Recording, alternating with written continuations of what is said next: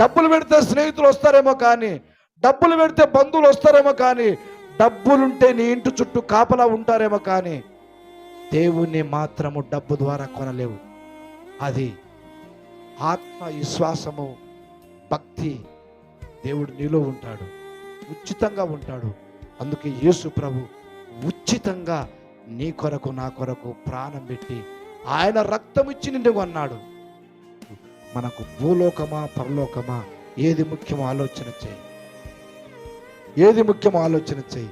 మత్తయి సువార్త చివరిగా 6వ అధ్యాయము 19-21 చదవండి, ముగించుకుందాం.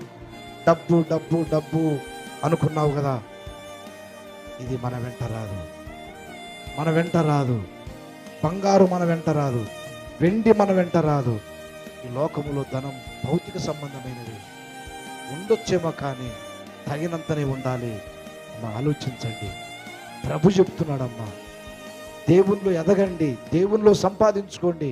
మోసాలు, అన్యాయాలు, అక్రమాలు మానుకోండి, మీ జీవితం బాగుపడుతుంది. దేవుడి మాట దీవించి ఆస్వాదించును గాక.